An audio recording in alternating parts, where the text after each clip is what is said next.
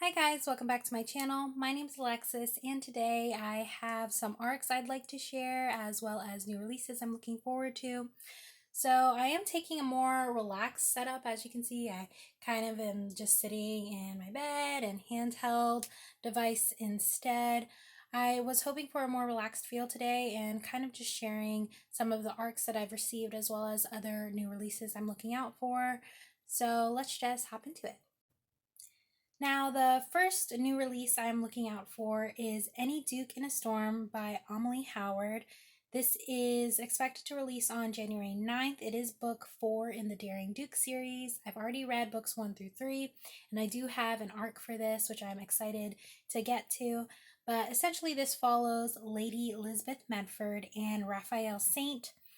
So Lisbeth, we've already introduced her in the third book. She is a spy as well as a lady of the ton, and she is kind of determined to infiltrate this kind of smuggling ring that is in the West Indies on a covert mission as a ship's captain. When her identity is compromised, she of course has to go on the run, and dangerous people are on her heels, so they're kind of going after her already. Raphael is her ship's new sailing master and could very well be part of the smuggling ring she is trying to infiltrate. So when they are under threat, it's kind of like they have no choice but to work together in order to find themselves out of this sticky situation. I do appreciate that it sounds like it's going to be more suspenseful, and that is kind of a thread that goes throughout all of the books. There's this element of allyship, of trying to combat the wrongs that are going on in society. And then there is also this historical element of some realism in there, mentioning historical figures that exist and kind of placing them in the stories that are here. So I am excited about that. Next book I'm looking forward to is The King and Vi. This is by Shana Galen. It is going to be book 1 in the Misfortunes Favorites series. I've never read a book by this author yet, but it sounds like it could be interesting. It's supposed to be about Marquess of Kingston, or he's better known as King. Essentially, he was cursed at the age of 13, but he didn't really think anything of it. But when that same witch comes back just before his 30th birthday, he goes from being a nobleman to a nobody. And he does end up meeting Violet Baker. She is, it looks like a tavern owner where he and his friends kind of messed up and made a mess of the place. So he eventually goes to her asking for help because he's trying to get away from his creditors that are after him. So it's only supposed to be for 1 to 2 days, and Violet says that she's willing to do so as long as he eventually pays her back, and that is the deal that they make. So it sounds like there's going to be close proximity here. Again, some element of danger. And he starts off being really selfish, and I guess his character is going to change. It's giving a lot of Beauty and the Beast situation because we have a curse, we have a witch, and we have his love interest that he finds himself wanting to be a better man for. So yeah, I'm excited about this. Violet also has 2 siblings that she's going to look after. So I'm not sure if they're going to be heavily included in this story. Again, I haven't read it yet, but I am curious to see how the dynamics will be. And, this is just another historical romance on my list. I've been taking it upon myself to read more historicals for 2024. So this is just one of them. The King and Vi is expected to release on January 24th. Now, more so a contemporary romance. Here I have Not in the Plan by Dana Hawkins. Again, this is an arc I've received on NetGalley, and it is expected to release on January 31st. It's supposed to be a lesbian romance following Mac and Charlie.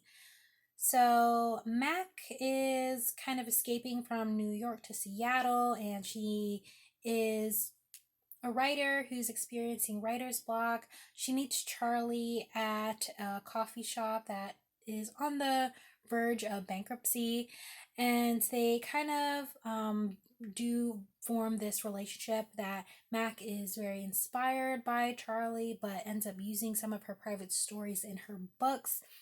So it seems, although Mac and Charlie find themselves in the coffee shop one night and do share this kiss, it seems Charlie is more an eternal optimist, and Mac is more so a worrier who doesn't really stick to one person for a period of time. They can't really deny the chemistry that they have, though, and it's questionable what Charlie will do when she finds out that Mac has been using her secrets in her books. So it sounds like could be issue in there, but it's also supposed to be rom-com, and it has been compared to a couple authors that are on my to be read list as well. So hoping to get to this again before it releases, but we'll see. Now, back to historical romance, I have Hathor and the Prince by J.J. McAvoy. This is an author I've been looking out for as well, but this book is expected to release on March 19th. This is the third book in a Regency series, and I have yet to read books 1 and 2. In fact, the first book, Aphrodite and the Duke, I remember when I first saw the picture of that cover, and I just have been having my eye on it, but my library, alas, doesn't have it. And one of my New Year's resolutions was to not quite get hold of physical books by authors I haven't read yet. So I'm trying to stick with that, but we'll see how long I hold out, because it seems Hathor is supposed to be the sister of Aphrodite from book 1. And there is also book 2 following Verity and another hero, but I haven't tried anything from this author yet. And I have book 3 already, but I haven't read books 1 and 2. So Hathor is considered to be someone, well, she feels, and I guess it's also societal influence, that she is in the shadow of her sister and she doesn't want to be overlooked anymore. She also feels as if she's left with a lot of mediocre suitors for her debut. And with the season coming to a close, Hathor's anxieties kind of peak. So sounds a little bit relatable when time is running out and feeling like she's not going to find the perfect match. But the queen does end up announcing that she's going to present her nephew, who is Prince Wilhelm, but he turns out not to be what Hathor expected. Of course, there is some rivalry that starts to turn into some genuine love and romance. So I am curious how this plays out. We'll see where it goes. Again, another stunning cover. Now, the next historical romance I have is Sincerely the Duke by Amelia Gray, and this is supposed to be book 2 in the Say I Do series. Again, I haven't tried this author yet either, and I have not tried book 1.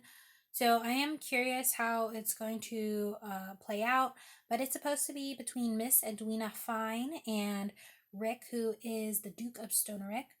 But essentially, Edwina is one of triplets, and she is very much aware of superstitions and rumors that surround or follow women like her.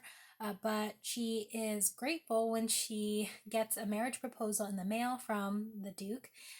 So she kind of jumps on the opportunity and decides to just show up at his doorstep.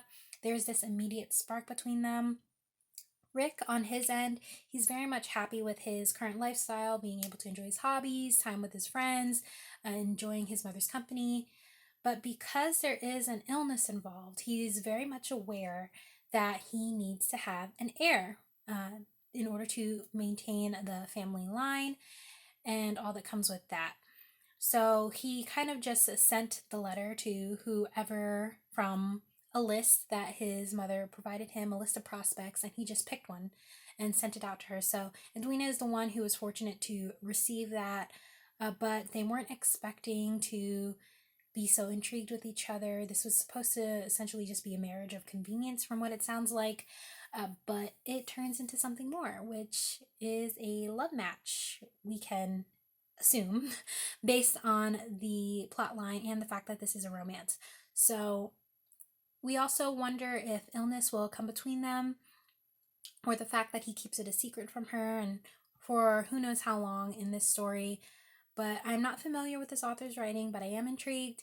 And again, another stunning cover. I love the fact that it's at night and you see them out by the balcony, being able to overlook scenery. It's just really stunning. And yeah. Now, the only general fiction book I have here is A Professional Lola by E.P. Tuazon. This is expected to release on May 7th. And I'm going to keep this one brief. What first caught my eye was, in fact, the title. And if you don't already know, Lola translates to grandmother in Tagalog. Tagalog is one of the national languages of the Philippines, where half of my family is from.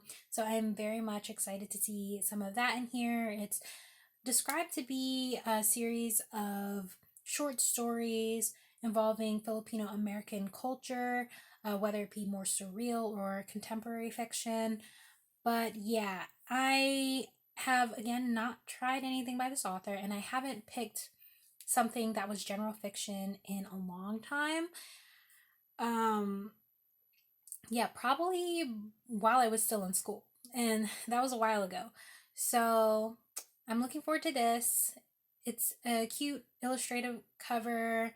Again, the title is what captured me first, so I'm excited to pick this up. But it will likely be closer to the release date that I'll be doing so, because I want to get more of the vibe. And it's giving towards the spring and summer vibe, because that's when it's going to be released. So yeah, moving on. Now, another contemporary romance I'm looking forward to is Savor by Tarah Dewitt. I've already read Funny Feelings by this author. I believe it was one of my top reads of 2022, as well as the co-op. I read that sometime last year. But essentially, this book is going to follow Sage and Fisher. Sage is very much from the small town lifestyle in Oregon, and she has her hobby farm. She has her friendships with the townspeople. But that is until her 5-year relationship with Ian ends, and he is suddenly engaged. So her ex of 5 years is engaged, and it seems he is happy. He is the golden boy of the town. Sage just needs something to go right for her. And lo and behold, she decides that she needs to enter the festival, which is kind of the annual competition that happens around the summertime in their town. But the only thing is, she needs a partner. Then we have Fisher, who is a renowned chef in New York City, or at least that is until the loss of his sister, and he seems to become the guardian of his teenage niece, who is Indy. He does end up losing some recognition and his love of cooking, so his boss kind of sends him and his niece to the same small town on a summer sabbatical type in order for Fisher to consult a restaurant opening. But it looks like he doesn't get on the right foot with the townspeople, so he kind of has to redeem himself here. But he does share a kiss with his new neighbor, who happens to be Sage. So essentially, they decide to strike a deal, and Sage will help Fisher redeem his image, whereas Fisher will help her with the competition.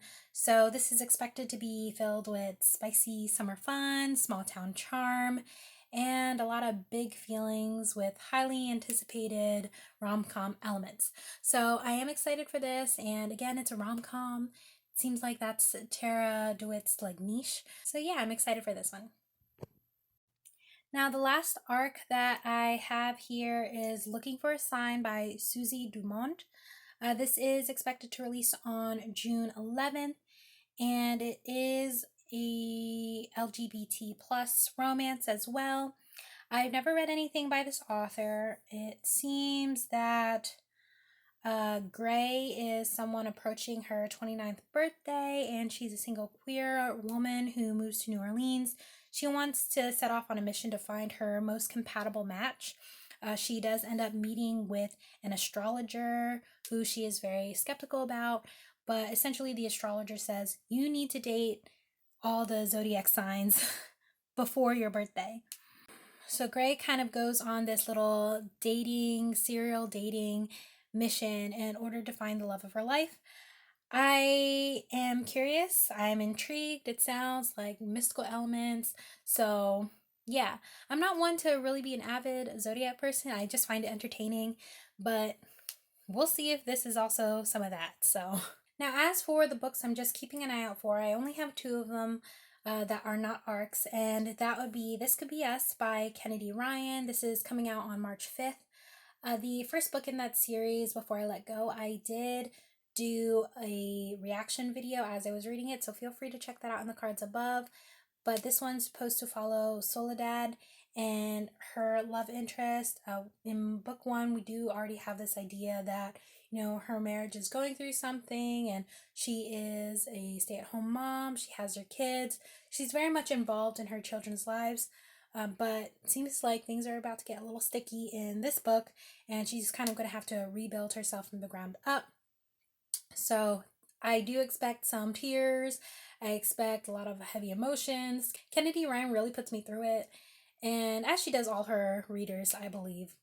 She's very well known for that, but we love to see it. So I'm looking forward to this one. I already have it on pre-order. I'm excited whenever it comes.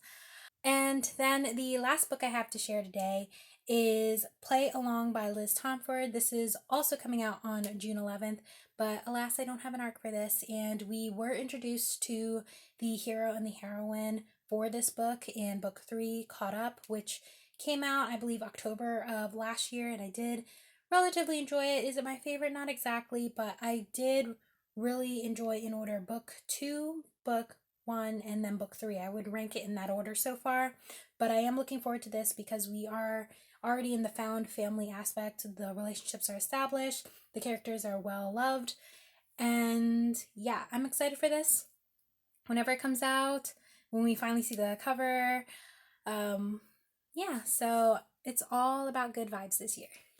And those are 10 books that I'm hoping to get to in 2024. Let me know in the comments down below if you're interested in any of these or if you're on the lookout for any other new releases this year. But with that being said, my name's Alexis. Take care and happy reading.